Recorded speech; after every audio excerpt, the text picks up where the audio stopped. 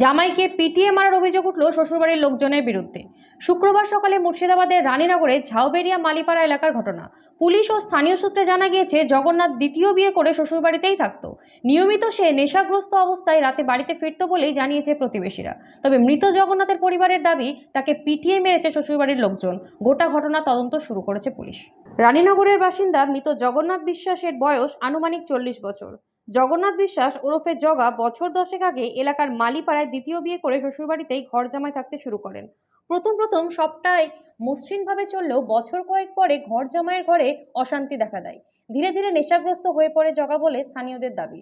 অন্যদিকে তার পরিবারের দাবি, বিশেষ কোনো কারণে বৃহস্পতিবার জগন্নাথকে মারধর করে তার শ্বশুরবাড়ির লোকজন। তারপর তাকে গোধনপাড়া গ্রামীণ হাসপাতালে নিয়ে আসা হলে কর্তব্যরত চিকিৎসক তাকে মৃত বলে ঘোষণা করেন।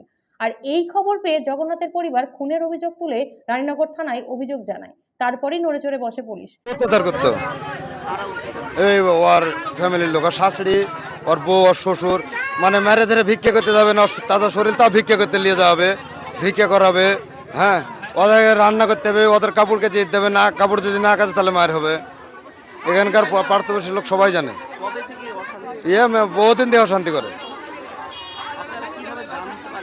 আজকে জানতে পারলাম, আমাদেরকে সকালবেলা একজন মানে ওখানে ফোন দিয়েছিল যে তোমার দাদা মারা গেছে। তা আমি কি মারা গেছে, তো সকালে মারা গেল। এসে দেখছি যে এখন এই মারা তো সকালকার না, এই মারা সকালকার না। এরা হ্যাঁ আমার সন্ধ্যে রাতে মেরে ফেলেছে। এর রাত্রিতে সন্ধ্যে রাতে মারামারি মারছিল লোকে, এখানকার লোক জানে সবাই। যদিও জগন্নাথের শ্বশুরবাড়ির লোকজন ও তার স্ত্রী দাবি করেন, প্রতিনিয়ত নেশা করার জন্যই অসুস্থ হয়ে পড়েছিল সে। বেশ কিছুদিন ধরে তার চিকিৎসাও চলছিল। মিথ্যা খুনের মামলা তোলা হচ্ছে আমাদের বিরুদ্ধে। পুলিশ তদন্ত করলেই গোটা ঘটনা পরিষ্কার হয়ে যাবে। আমি মারিনি, আমার মাও মারেনি। আমার স্বামী অসুস্থ, আমি ডাক্তারের কাছে নিয়ে গেছিলাম, স্যালাইন দিব। স্যালাইন দেন ডাক্তারবাবু 15 দিন আগে বলেছে। ডাক্তার বললো তোমার কফ স্যালাইন দেওয়া যাবে না, গ্যাস টানো। গ্যাসটা নিয়ে ইঞ্জেকশন করলো। ইঞ্জেকশন করার পরে রক্ত রিপোর্ট আর কফ পরীক্ষা করতে বললো। মুখ দিয়ে লাল পড়ছে, আর মাথা এরকম করছে।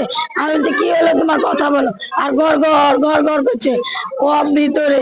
আমার স্বামীকে নিয়ে যেতে ডাক্তারে বলছে এখানে এসে তোমার স্বামীর জান বেরিয়ে গেল গো।